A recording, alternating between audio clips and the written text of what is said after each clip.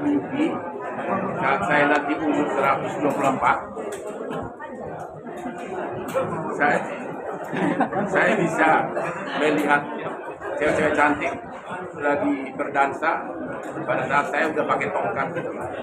Itu mau menikmati hidup di hari tua.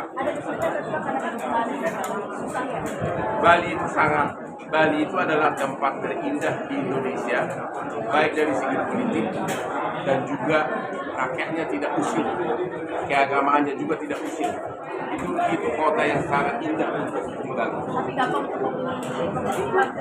Ya sekarang udah susah karena terlalu banyak pengusaha Rusia saingan.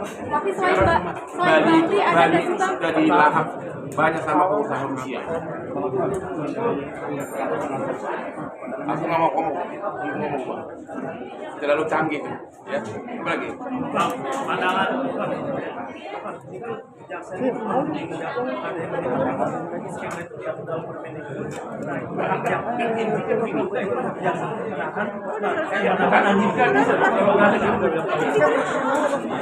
Harus ada kerugian negara. Gitu loh, bukan dulu kerugian negara itu. Kerugian tidak usul.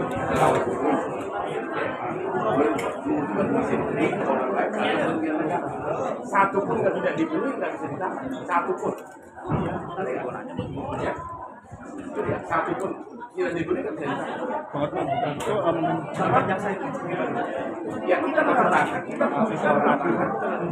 kan dari prematur ditangkap terbukti. Yang diperkaya siapa? Nggak ada. Bang belum terima uang apapun. Tidak terima. Bang, ini kan belum terbukti, bisa nggak abang sendiri mengajukan penangguhan penahanan sampai yang benar-benar terbukti gitu bang? Maunya sih begitu. Emang lu bakal dikabuli segitu gampang? Apa yang bikin susah bang? Ya nggak tahu lah. Bang, apa yang bikin susah bang? Ditanyalah sama mereka. Masa buat yang bikin muncul kan tak bisa aku bukan lagi. Bang, ini kan tadi ada menyinggung tentang Telkomsel ya bang. Apa? Tentang Telkomsel itu bang, juga tadi ada alibi dari Bang Hotman mengenai Telkomsel. Saya tidak mengatakan alibi, Anda salah. Saya mempertanyakan apakah ada kaitan ke sana. Apakah ada orang mau buka pintunya dari sana. Saya tidak mengatakan itu alibi. Karena desas-desus banyak pertanyaan ke arah sana. Betul. Sejauh ini sudah ada yang diindikasikan. Sejauh ini dari indikasi saat apa? Ya, saya nggak tahu, saya hanya bilang tanyakan aja dari 6,8 triliun turun jadi 50 M. Siapa yang marah kalau itu? Saya nggak tahu. Cuma itu banyak desas-desus. Karena itu uangnya diinvestasikan di proyek, ya tentu seolah-olah ada kaitannya dengan Nadiem. Padahal saat itu Nadiem cuma sekarang ini cuma kurang dari 1%. Dia bukan saham pemegang saham pengendali. Gitu loh. Udah itu aja. Saya nggak bisa menuduh, hanya ada desas-desus. Oke? Oh itu dari fans itu bikin, ada fans gue dari Korea. Dan apa sih gue malah nggak tahu apa itu? Hah? Ya udah dikirim begitu, gue posting aja. Ya karena gue ganteng di situ, gue posting, gue nggak tahu itu apa.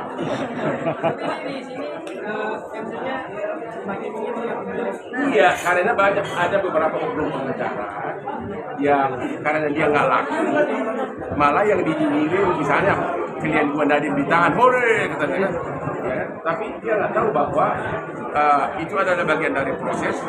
Kalau saya kalah satu berarti ada menang 1000, makanya aku bisa kaya.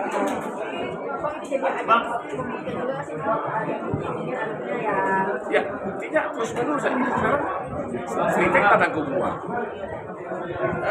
Siapa lagi? Hampir semua naga datang ke gua, bukan hanya itu. Semua naga perkara bisnisnya. Dibilangin zaman susah Prabowo itu pakai gua di 25 tahun.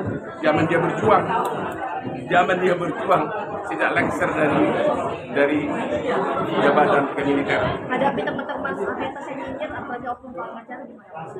Ya jawabannya kasihan dulu seorang pengacara itu kalau mau maju buatlah program-program yang membuat orang simpatik, yang membuktikan bahwa kamu itu berhasil.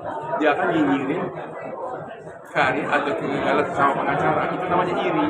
Yang jelaslah iri lah. Setiap hari dia buka di media perkara besar, Hotman lagi.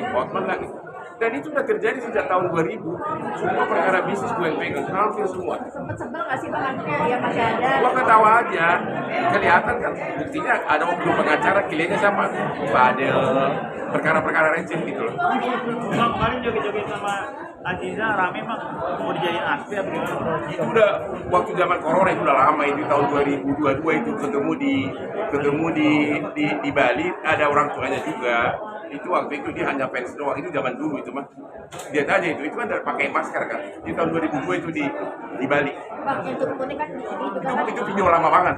Ya. Yang turun ini kan ada gambar pengacara Batak salah satunya Apa? Rasman itu gimana bang? Kesuksesan pengacara Batak itu yang katanya sampai Ya tanya si Rasman lah, gimana kau agar bisa kau sukses?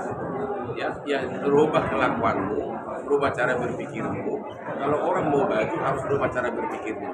Ya, jangan nyinyirin orang yang sudah sesama pengacara yang lagi maju. Karena kalau ada orang membenci saya, maka dia akan dibenci puluhan juta fans gua. Hotman itu fansnya udah di mana-mana, seluruh Indonesia. Kalau saya ada yang bertanya lagi, kok Hotman jualan parfum? Lu tahu yang jual parfum di seluruh dunia itu ada perusahaan-perusahaan raksasa dunia. Hah? Lu jual itu kayak Nora Dior segala macam itu dia. Ya kenapa gua nggak coba? Dan memang benar. Kalau gua live setiap jam 5 subuh, itu kalau staff gua yang live paling 30 orang yang nonton. Tapi kalau gua yang live langsung naik 1000. Jadi orang membeli parfum gua itu bukan karena parfumnya kali, tapi karena ngefans sama aku. Sehingga sekarang olahraga gua jadi berkurang gara-gara itu. suka dukanya bang, artinya setiap subuh jualan TikTok sendiri suka dukanya. Ya suka dukanya, satu, saya jadi kurang olahraga. Karena kadang saya jam 3 baru pulang dari pesta dansa. Kebetulan live-nya itu kan tidak jauh dari kamar gua. Udah kedengaran mulai loncengnya, akhirnya gua juga jadi prihatin. Kalau saya tidak ikut, nanti parfumnya nggak laku. Orang 30 orang, cuma 30 orang yang nonton. Tapi kalau gua ada, makanya aku sering ada itu masih pakai kimono. Pakai kimono, langsung itu 1000 yang nonton. Ya sayang duitnya kan. Dan fansnya juga pengen mas, selalu kalau saya nggak ada, pada nanya mana Hotman dari Papua, dari NTT, ya. Ada gua pun dia nggak percaya, dikiranya itu cuma AI ya. Itu asli nggak sih? Terpaksa harus gua bikin gini biar dia percaya. Berarti tidak melalui kredibilitas Anda sebagai Pengacara, Bang, ya? sangat dengan banyak banget klien yang besar Tetap mau turun. Bukan dong, karena konglomerat dunia ini kan menjual parfum, dan aku kan rencananya makro, bukan hanya sekarang aja udah 7 produk. Rencana saya itu mau ratusan produk makro. Coba enak banget kan kita jual barang orang, dia yang bikin pabrik capek-capek, gua tinggal jual, harga untungnya berlipat. Itulah makanya perusahaan-perusahaan apa itu yang jual online itu kan kaya raya semuanya. Dia tuh yang lagi perkara sama Nikita. Lawannya itu kan kaya raya banget. Lawannya Nikita siapa itu? Dokter siapa itu? Itu kaya banget itu. Modal berapa dijual berapa.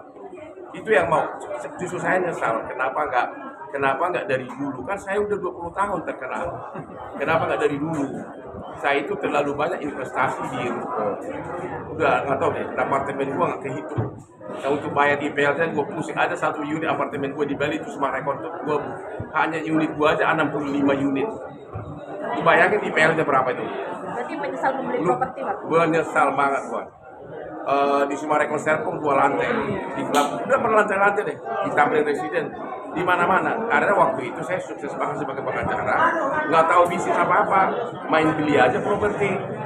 Tapi sejak 5 tahun lalu, sejak gua gabung di Hollywood, sudah berbeda karena kita sudah punya 73 klub Hollywood, termasuk di Malaysia sama di Bangkok, dan investasi saya di sana sudah berkembang banget. Pola pikirnya sekarang jadi pebisnis ya bang. Sudah jadi pebisnis, hukum lawyer itu kita pebisnis loh. Ya, itu.